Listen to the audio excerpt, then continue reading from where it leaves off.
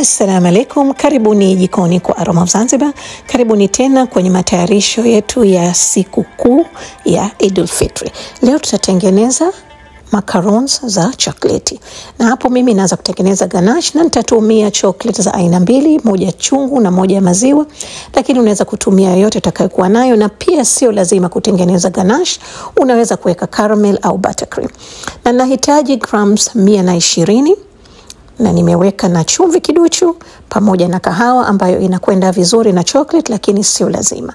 Baada hapo nimeweka heavy whipping cream ambayo nilipasha moto bila kuichemsha.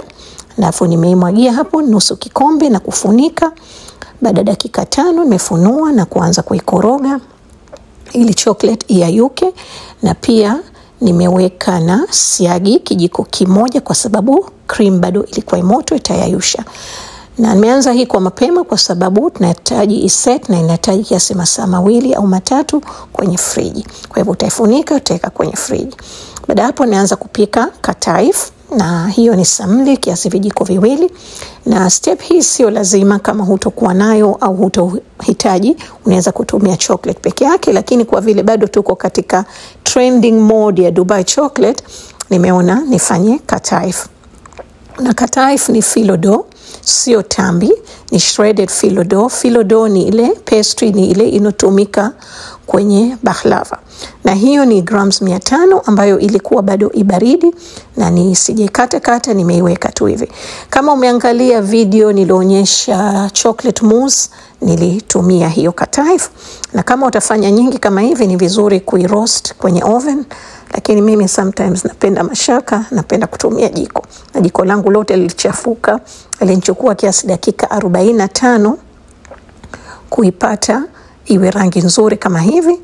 Na baada hapo utaweka kwenye sinia au chombo chako ili ipoe kabla tujatumia.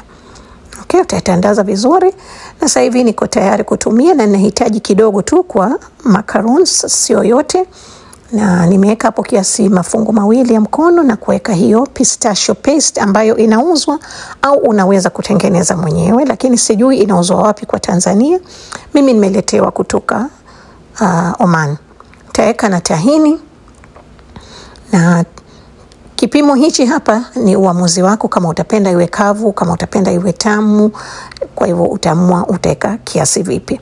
Kisha kuchanganya hapo vizuri, na niliongeza kataif nilokuwa nayo nilipofanya recipe ya mousse, ilikuwa imebakia, nimeweka ndani ya freezer, kwa hivyo nimeongeza hapo.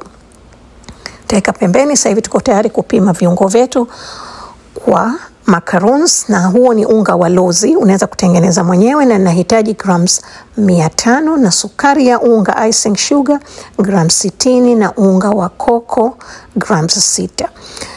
Recipe hii ni muhimu sana kupima kwa mizani, huwezi kutumia vikombe. Alright? Hai.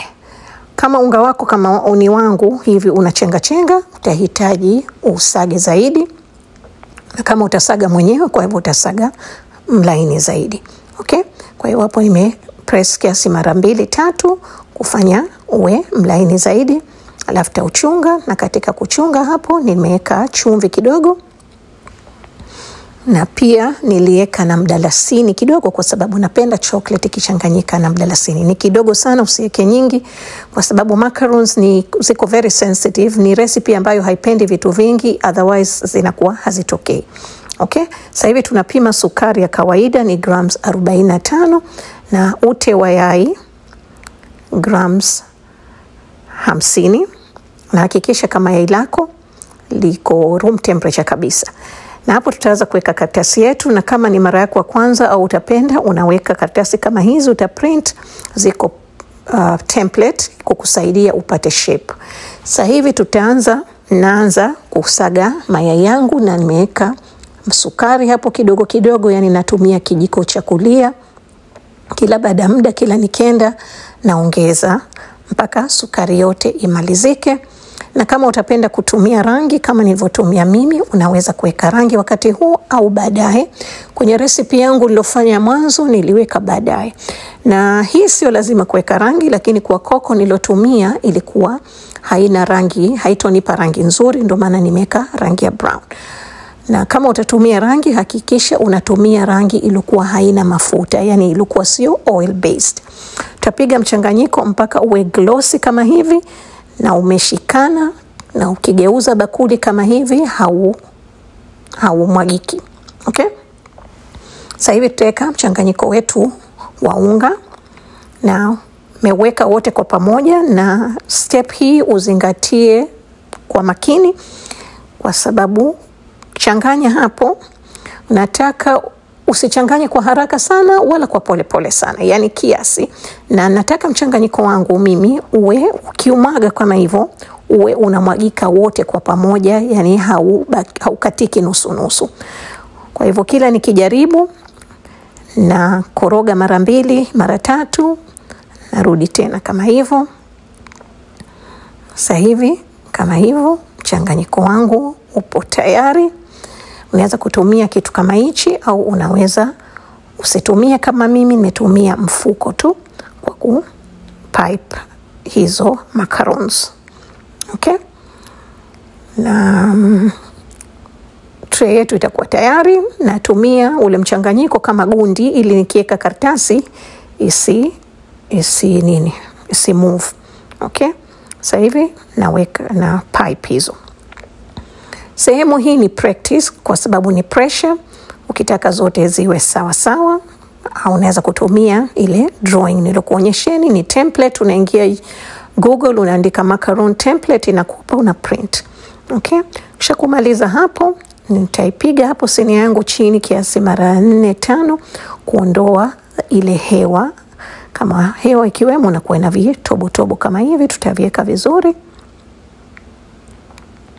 Alafu utaacha ikauke kiasi dakika 45 mpaka saa, mpaka iwe kavu kama hivi, yani ukigusa haigandi, na utaoka kwa moto wa 150 Fahrenheit Celsius, yani 305 kwa dakika 15. Okay, baada kisha kupoa, sasa hivi tuko tayari kuzijaza, yani kufill. Na hii ganache yetu ilikuwa imeshakaa ndani ya friji kiasi masaa 2. Na kama hivyo ni very simple. Asanteni sana kukuwa nami, na watakia siku njema. Kwa mapishi zaidi, karibuni Aroma of Zanzibar, na mtakuta viungo na vipimo vote kwenye description box hapo chini, na nawatakia Eid njema. Hizi unaweza kuziweka kwenye tight container, zinakaa mpaka hata wiki 2 hata mwezi. Okay, bye bye.